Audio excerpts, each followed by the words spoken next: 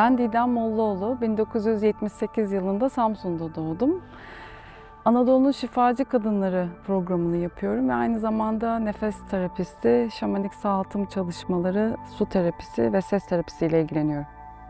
Ankara Üniversitesi İletişim Fakültesi Halkla İlişkiler ve Reklam bölümünde okudum.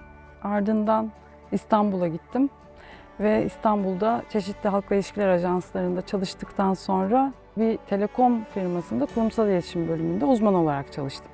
Yaklaşık 15 yıl kurumsal hayatım oldu. Benim için oldukça zor bir süreçti. Ben çünkü Karadeniz Ereğli gibi küçük bir şehirde büyüdüm aslında. Böyle fanus gibi bir yerde büyüdüm.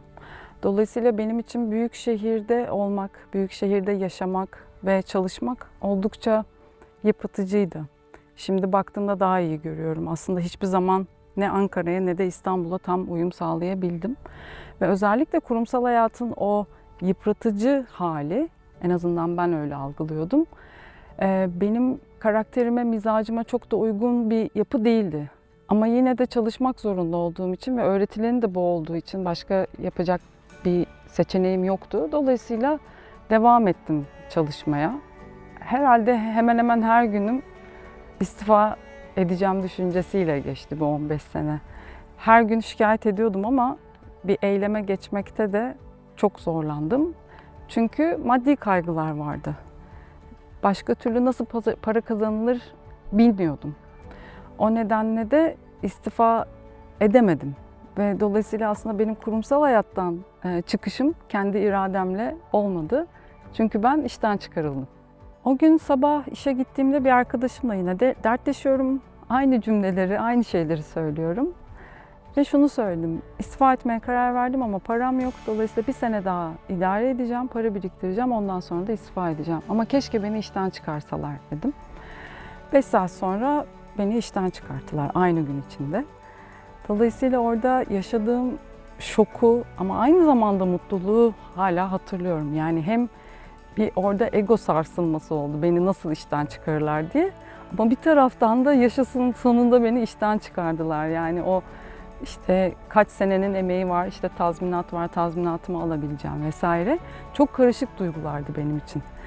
Ama sonrasında çok enteresan bir şekilde istediğimin bu olduğunu zannetsem de ne istediğimi, ne yapmak istediğimi bilmediğim için de çok büyük bir boşluğa, bunalıma girdim. Tamam, evet, şimdi çok o istemediğim hayattan çıkmam için önüme çok güzel bir fırsat geldi. Ama peki ya sonra ne olacak? Ben nasıl para kazanacağım? Ne yapacağım? Ben ne yapmayı severim? Bunların hiçbirisinin cevabı yoktu bende. Küçüklüğümden beri en büyük hayalim sırt çantasıyla dünyayı gezmekti. Ama o da o kadar beni korkuttu ki, çünkü her ne kadar İstanbul'dan çıkmak istesem de, orada yaşamak istemesem de kurulu bir düzenim vardı. Çok sevdiğim bir evim vardı, kirada oturduğum bir ev. Eşyalarını yenilemiştim. Yine o düzeni bozmamak adına bir arkadaşım ev arıyordu ve ona hani gel sen benim evime kiramı öde, ben de çantamı alayım çıkayım, sonra döndüğümde yine bir evim olsun düşüncesiyle arkadaşımı aramaya karar vermişken o gün ev sahibim aradı ve dedi ki Didemciğim biz evi satmaya kalktık. O anda dedim ki tamam, mesajı aldım. Yani daha fazla direnmemin bir anlamı yoktu aslında. Ve 2 hafta içinde bütün eşyalarımı sattım. Tek yön biletimi aldım. Uçağa binerken hıçkıra hıçkıra ağlıyordum korkudan. Bedenim zangır zangır titriyordu. Yani beni dışarıdan gören birisi muhtemelen bu kızın cenazesi var falan zannedebilirdi, yani o derece bir ağlama. Nepal'e gittiğimde 2 günüm oldukça karışık geçti, çünkü ilk defa öyle bir ülkeye gidiyorum, o kadar uzağa gidiyorum ve konfor alanımın tamamen dışında bir yer. Ve 2. gün ben herhalde bu işi yapamayacağım, en iyisi döneyim diye karar verdiğim bir an, çok tesadüfen Tamel Caddesi'nde yürürken sevgili Coşkun Aral'la karşılaştım. Kısaca ona hikayemden bahsettim ve bana dedi ki Didemciğim daha çok yolun başındasın, daha 2 gün olmuş, hemen karar verme, biraz süre ver kendine. Bir ay bir bak bakalım, biraz daha gez.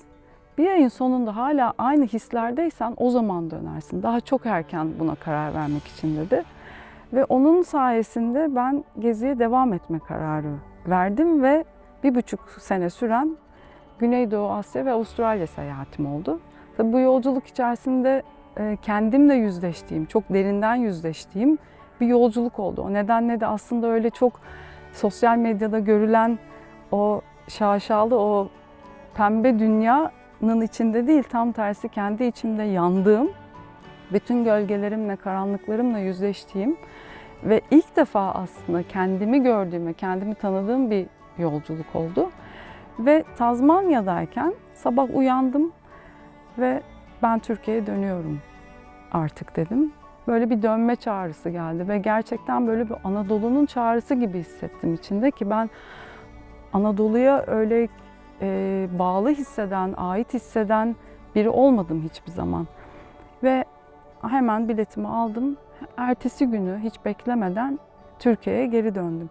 Türkiye'ye geri dönmemle beraber benim o kendi yolculuğum, kendi içsel yolculuğum daha da derinleşerek artmaya devam etti. Bir takım eğitimler almaya başladım. Şaman eğitimi aldım, nefes eğitimi aldım ve bu sırada Türkiye'de çok fazla seyahat etme şansım oldu. Yani uzunca bir süre aslında göçebe hayatı yaşadım diyebilirim. Ama bunun yanında tabii dönüşün şöyle bir sıkıntısı oldu. Şimdi ister istemez bir kimliğim olmuştu, gezgin kimliğim olmuştu. Döndükten sonra o kimliğim de gitti. Ve ben o zamana kadar ne yapıyorsun dediklerinde bir şey söyleyebiliyordum, bir cevap verebiliyordum. Ama döndükten sonra ne yapıyorsun dediklerinde hiçbir cevap verememeye başladım ve bu beni oldukça üzdü, canımı acıttı. Çünkü kendimi çok değersiz hissettim, hiçbir işe yaramıyormuşum gibi hissettim. Sonrasındaki sorularda işte ne yapacaksın, ne yapmayı düşünüyorsun? Hem aile tarafından geliyor hem çevreden geliyor ve müthiş bir baskı bu arada. Yani onun altında ezildiğimi hatırlıyorum ve o ezilme halinin çok canımı yaktığını hatırlıyorum. Kendime bir söz verdim. Ne yaparsan yap, o hayata geri dönmeyeceksin diye. Ailem her ne kadar o işte memur zihniyetinde olsa da işte bir işe girip bir title'ın, bir ünvanın olsun, sabit bir gelirin olsun gibi düşünürken ilk defa onlara karşı çıkıp hayır benim istediğim bu, evet şu anda ne istediğimi bilmiyorum ama asla geri dönmeyeceğim deyip ne olursa önüme ne gelirse yaptım. Yani pazarda tezgahtarlık yaptım, çiftliklerde gönüllü çalıştım. Köylü teyzelerle işte günübirlik yevmiyeli mandalina topladım. Bu arada tabii annem sinir krizleri geçirdi. Bayağı böyle hani katıla katıla ağlamalar. Ben seni bunun için mi okuttum? Sen ne saçmalıyorsun artıklar falan, yani öyle bir tepkiyle karşılaştım. Ne kadar canım acısa da vazgeçmedim. 50 lira da olsa, 100 lira da olsa neyse o işi yaptım. Hiç işine bakmadan, hiç insanların dediğine bakmadan bir şekilde yolumu bulmaya çalıştım. Ve şimdi baktığım yerde bu işte 46 yaşındayım. Bu hayatın içinde tek gurur duyduğum bir şey varsa o da bu yoldan vazgeçmemek, kendime sahip çıkmak. Ne istediğimi bilmesem de onun peşinde durmadan bir şeyleri deneyimlemek, denemek. Ben ne severimi bulmanın cevabı aslında böyle damdan düşer gibi inmiyor. Bir şeyleri deneyerek fark ediyoruz. O nedenle çoğu insan bana soruyor ben ne istediğimi bilmiyorum diye. Ben de bilmiyordum. Ama denedim, her şeyi denedim. Önüme ne çıkarsa denedim ve deneye aslında kendi şifamı ararken şifa yolculuğunun içinde buldum kendimi. 2018 yılında Anadolu'da gezerken gönlüme şöyle bir isim geldi. Anadolu'nun şifacı kadınları. Ben her ne kadar geçmişte Anadolu'ya dair, bu kültüre dair hiçbir şey bilmesem de Anadolu'nun o kadim kültürünü çok az da olsa biraz bir aşinalığım vardı. Ve bu topraklarda yüzyıllardır süre gelen bir şifa geleneğinin olduğunu hasbelkader biliyordum. Dolayısıyla o köylerde işte nenelerinden, dedelerinden el alan, şifa uygulayan kadınları bulma hayali doğdu içime. Ve pandemiyle beraber tabii seyahat kısıtımız geldi, herkes evlerine kapandı Ve kendi kendime dedim ki ben gezemiyorum ama bir sürü şifacı kadın tanıyorum. O zaman ben bunun podcast'ini yapayım dedim ve Anadolu Şifacı Kadınları aslında öyle doğdu. Ve bu programda şifacı kadınların kendi şifa yolculuklarını, yaralarını, düşmelerini, kalkmalarını konuştuğumuz, aslında o hep sosyal medyada olmuş olarak gördüğümüz insanların gerçek hikayesini paylaştığımız bir program oldu. Şu anda Fethiye İncirköy'de yaşıyorum. Ben çalışırken kurumsal hayatta aralarda bilgisayarı açıp kırsalda yaşayan, kırsalda hayat kurmuş insanların bloglarını okuyup hayaller kurardım. Bir gün ben de böyle bir yerde yaşamak istiyorum diye. Ve şu anda hayalimin tam içindeyim.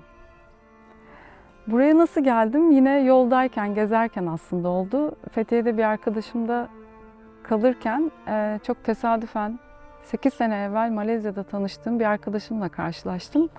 Ve bana İncirköy'de bir arkadaşının ev arkadaşı aradığını söyledi. O dönemde tek başıma kirayı karşılayabilecek maddi gücüm yoktu. Dolayısıyla ev arkadaşlığı modeli benim için o anlamda çok güzel oldu ve ben hiç İncirköy'ü bilmeden, burada Öyküm'ü ev arkadaşı arayan arkadaşımı tanımadan telefonda tanıştık. Bavulumu topladım ve buraya geldim. Ve geldiğimde ki manzara, burada bir dağın eteklerinde yaşıyorum şu anda. Hep hayalim bir dağda yaşamaktı. Ve şu anda Geyran Dağı'na bakan bir evde yaşıyorum. Burada Karşыкöy'de, Üzümlü'de Mehmet abi var. Yadigar teyze var, dokuma yapan, el dokuması yapan. İncirköy'de çobanlık yapan Özlem var. Onlarla böyle çok güzel ilişkiler kurduk, çok güzel bir bağ kurduk. Ve şu anda burada olmaktan dolayı, doğanın içinde olmaktan dolayı, Geyran Dağı'nın eteklerinde olmaktan dolayı çok mutluyum ve gerçekten kendimde gurur duyuyorum hayalimi gerçekleştirdiğim için. Anadolu Şifacı Kadınları programını yaparken, bu programa bu arada 160 kadın konuk oldu ve hikayesini paylaştı. Çok yakınlarda bir şey fark ettim. Ben öldüğümde YouTube'da ve Spotify'da bu program kalmaya devam edecek. Ve ben bu dünyada olmasam da bir şekilde sesim ve o kadınların sesi diğer nesillere ilham olmaya devam edecek. Dolayısıyla aslında bir şey bırakmış oldum ben. Ve programın sonunda şöyle bir soruyla kapatıyoruz. Yolda olanlara ne söylemek istersin? Yolda olanlara ben şunu söylemek isterim. Hayalleriniz gerçek. Ve o hayaliniz neyse, hepimizin yapabilme potansiyeli, gerçekleştirebilme potansiyeli var. Hepimizde bu güç var. Ben bu kadar korkarken ve korkudan tir tir titrerken bu hayali gerçekleştirebildiysem bunu herkes gerçekleştirebilir. O yüzden sakın ama sakın hayallerinden vazgeçmesinler, hayallerinin peşinden gitmeye devam etsinler.